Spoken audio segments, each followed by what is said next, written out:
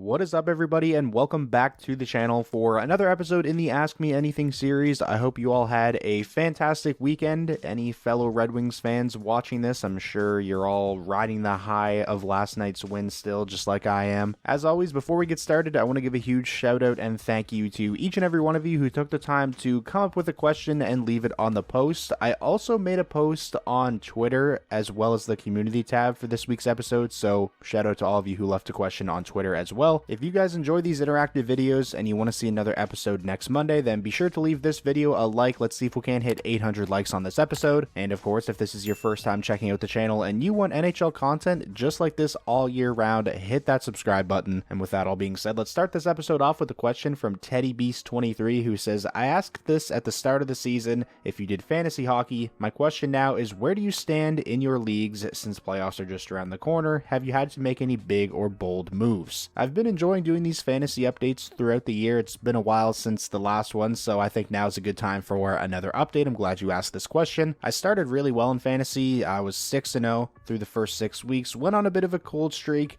but I have won the last few weeks. I'm currently sitting in third place in my 10-team league with a record of 12 wins and 7 losses. Haven't made any big moves. I'm not really a big trade person in fantasy hockey. I do a lot of my player movement when it comes to, free agents and waiver pickups and stuff like that. I usually only rock with one goalie that's consistently on my roster. This year, that guy's been Elias Sorokin, and then I'll just stream goalies throughout the year, pick up guys who are starting that week, that kind of thing. My MVP so far this year for my fantasy team has definitely been Quinn Hughes, and I would say my biggest steal has easily been Philip Forsberg. I got him really late in the draft, and he's been a top 20 fantasy player this year. So that's how things are looking currently with my fantasy team. Overall, I feel pretty good about my squad heading into the playoffs. The next question we have comes from Jona Craft7, who says, should the Flyers sell at the deadline or do nothing or buy at the deadline? Why or why not? I feel like when it comes to the Philadelphia Flyers, you still have to stay the course. It was clear when Danny Briere took over, he chose a direction, and that direction was rebuild. He sold off veteran assets like Kevin Hayes, he traded Ivan Provorov to the Columbus Blue Jackets, really prioritized younger players and draft picks. Now, obviously, the Philadelphia Flyers have really overachieved so far this season and currently hold a divisional playoff spot. They sit third place in the Metro, so given their current position, I definitely don't think the Flyers should approach the trade deadline and have a complete fire sale and,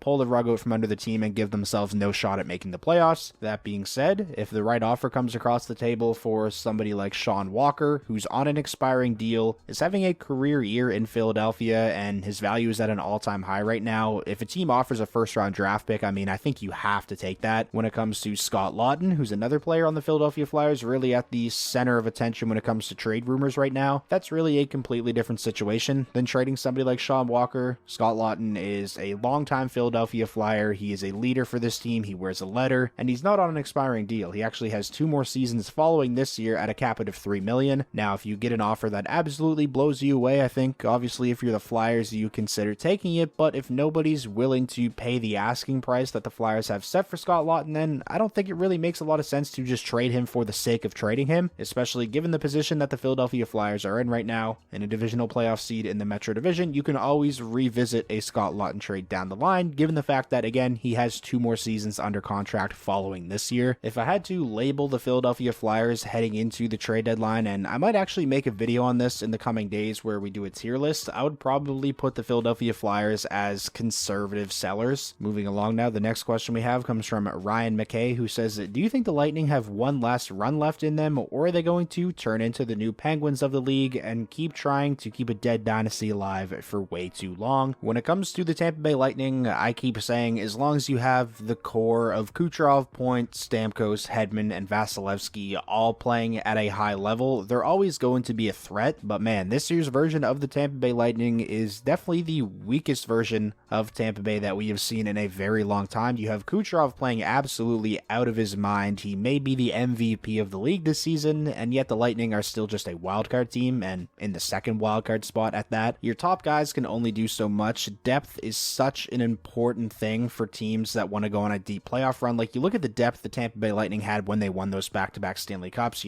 Coleman, Gord, Barclay Goodrow and those guys, Patrick Maroon, Corey Perry, Killorn, Palat, all of those players are gone now. And now the depth really just isn't there for this year's version of the Tampa Bay Lightning. Their bottom six, isn't great when it comes to, guys that can produce offensively. You have some solid role players for sure. I mean, Glendening can win you faceoffs. Mikey Esimon's a good forechecker, and he's actually contributed pretty well. He's probably been their best bottom six forward this season. But if it's not Kucherov and Point lighting it up in the playoffs, where's the offense going to come from? I'm really interested to see what the Tampa Bay Lightning do at the trade deadline. Obviously, they have some cap space to work with Mikhail Sergachev being on LTIR. It's been rumored pretty heavily that they're linked to Noah Hanifin, and the fit definitely makes sense, especially with the Sergachev injury. But even if they do add a guy like Noah Hanifin, I still really worry about their forward depth. The next question we have comes from SJ Houdini, who says, with the recent Bemstrom trade to the Pens, with the conditions of how many goals scored on the pick, do you think this is a condition that's going to start to allow teams to protect higher picks just in case the player doesn't work out for them, might make more teams willing to make more moves? Really interesting question. So for those of you who don't know what the condition was on the 6th round draft pick that Pittsburgh sent to Columbus to acquire Emil Bemstrom, the conditions are if Emil Bemstrom scores at least 6 goals with the Penguins from the time of the trade to the end of the season, that 2026 6th jumps all the way up to a 3rd round draft pick in 2026. Definitely one of the more interesting and real specific and particular conditions that I've seen on a trade, and Emil Bemstrom actually scored a power play goal in his Penguins debut against the Flyers yesterday, so he's already got one, and I'm sure the Columbus Blue Jackets are definitely going to be cheering for him to get more throughout the season with Pittsburgh so they can get the better draft pick. And what makes this condition so weird, right, is if you're the Penguins front office, obviously you want the player that you brought in via trade to perform well, but you also probably don't want him to perform too well because then you have to give up, the better of the 6th or 3rd round draft pick. The NHL really is a copycat league, so depending on how this works out, I wouldn't be surprised at all to see more conditions similar to this on trades in the future. Really interesting question. The next question we have comes from Wizrad the Noble, who says, have you seen the wake of destruction Matt Rempe has left behind with the Rangers, and do you think having that physical of a player will benefit them? Yeah, Matt Rempe has definitely made a name for himself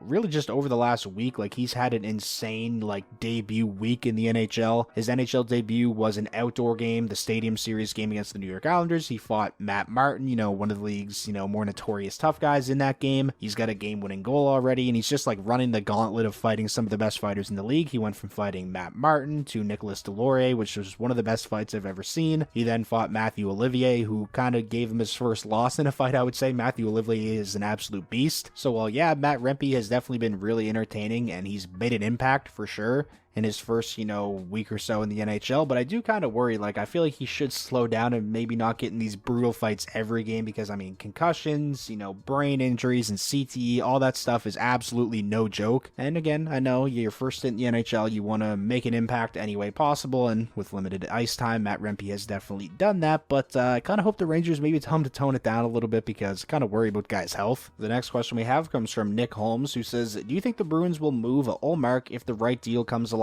Fans would be heartbroken, but with Swayman proving as a capable starter, and if it can shore up the center position, I think they'd have to. I definitely can't see the Bruins moving Ullmark this season, before the trade deadline or anything like that. Having these two guys as a tandem has proved to work really well for the Bruins over these last couple of seasons. That being said, I think Swayman, given his age and how he's played throughout his career, is proven to be the future in net for the Boston Bruins. So I wouldn't be surprised maybe if in the offseason, Ullmark, will be heading into the final year of his contract next year, so maybe then the Bruins look to move Ullmark and, like you said, maybe try to get a center or something like that, or just address other needs on the team. But yeah, I don't think it's going to happen this season, but in the future it definitely would make sense as something that the Bruins could do. Moving along now, this next question comes from Cabe to check. Hopefully I said your name properly. I apologize if I butchered it, but the question is, now that the Preds are on fire, winning 5 straight games after losing that embarrassing 9-2 loss to Dallas, what do you expect Nashville to do at the trade deadline? I feel like when it comes to Nashville, I'd sort of put them in the same boat as the Philadelphia Flyers. Conservative sellers, obviously you don't want to pull the rug out from under the team, and you still want to give your team a chance to make the playoffs, but if someone blows you away with an offer for somebody, say UC Saros, whose name has been thrown around in trade rumors a lot over the last couple of weeks, and leading up to the deadline, then it's something you have to consider. I feel like just with the direction the Nashville Predators as an organization are headed. When Barry Trotz took over as GM, I feel like he made it known that he wanted to head in a little bit different of a direction,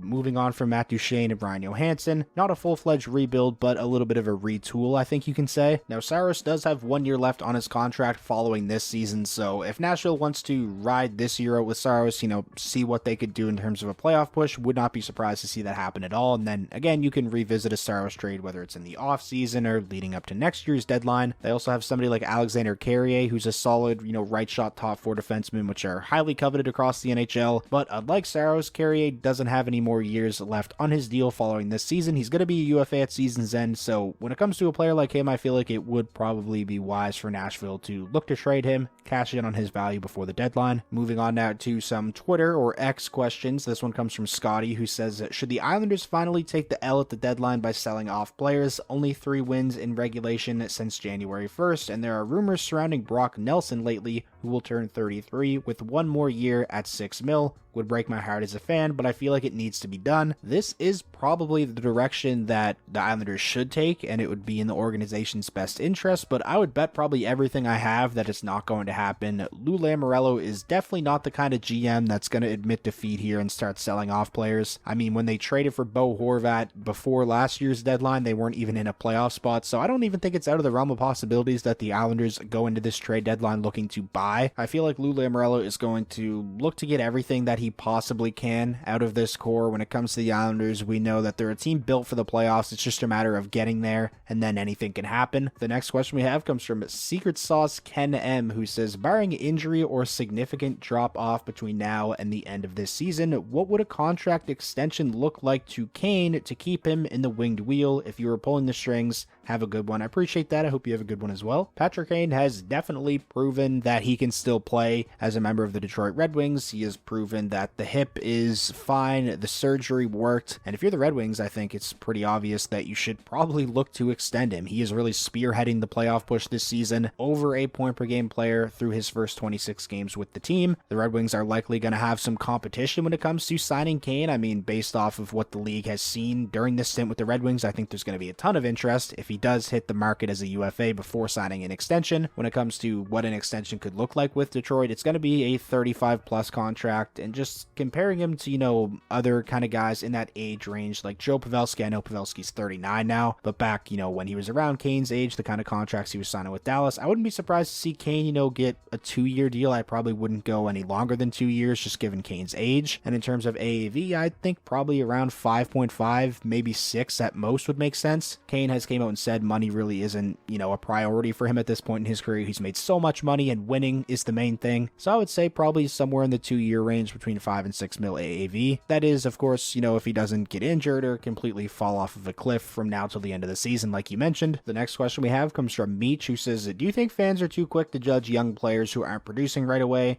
Guys like Byfield, Tippett, and recently Laugh have been breaking out after struggling their first couple years. I feel like we need to let some players develop longer before judging. 1000% people are way too early to judge, and I myself sometimes, fall into that category. I feel like that's kind of just the nature of the beast and, what comes with the high draft stock, where some of these guys are drafted. Another player who I think fits this perfectly, who you didn't mention, Uri Slafkovsky. After a lackluster rookie season and a slow start to this season, there was already a lot of Habs fans growing really impatient with Slafkovsky. You already had, fans around the league calling him a bust, this, that, and the other thing. And then as of late, Uri Slafkovsky, who's been playing on a line with Caulfield and Suzuki, has been much better, and he's already showing a lot of progress in his development. The NHL is literally the best hockey league in the world, and you have these teenagers coming into the league with insane expectations. For some guys, that's a lot to handle, and some players take longer to develop than others. So I think it is important to keep that in mind when talking about prospects. You got to stay patient, and it has been really nice to see guys like you mentioned, like Tippett, Byfield, and Lafreniere, and Slafkovsky, taking strides and really starting to break out. Moving along now, the next question we have comes from Lucas Mountain, who says, between Simon Edinson and Albert Johansson looking NHL ready, would it be a good move to possibly trade Ghost and Mata and bring both up to replace them?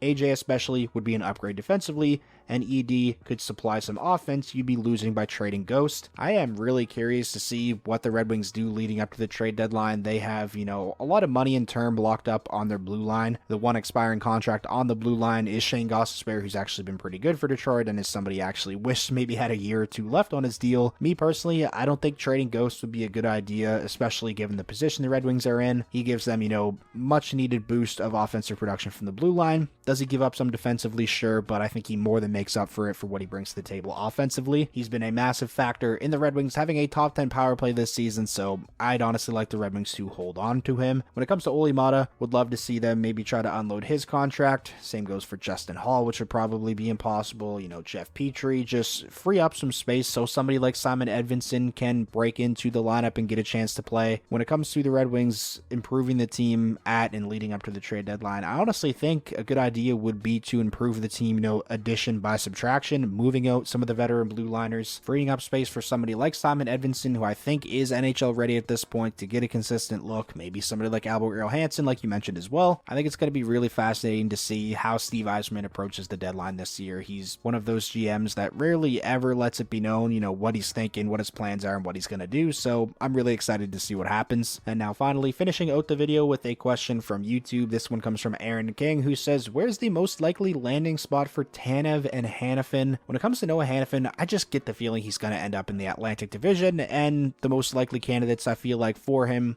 Boston and Tampa Bay, which we kind of mentioned earlier in this video with Sergachev being on LTIR. The fit just makes a lot of sense. For Chris Tanev, I think, you know, Vancouver could be interested. You know, him going back there would make some sense. Dallas is a team that's been heavily linked to Chris Tanev, and I think make a lot of sense as well. The Maple Leafs are a team I'd throw in there as well. I think he would make some sense and fit really well on their right side. So I would say if I had to guess, those would be my 3 top guesses. So that is going to wrap up this week's episode of the Ask Me Anything series. Again, like I mentioned at the start, huge thank you to every single one of you who left a comment, whether it was on Twitter or YouTube. Even if it wasn't featured in the video, just know I read every single one, and I really appreciate all of you guys. If you enjoy these interactive videos, please be sure to leave this one a like. That is the best way to let me know that you enjoyed. And most importantly, if this was your first time coming across the channel and you want NHL content just like this all year long, hit that subscribe button, and I'll talk to you all again soon.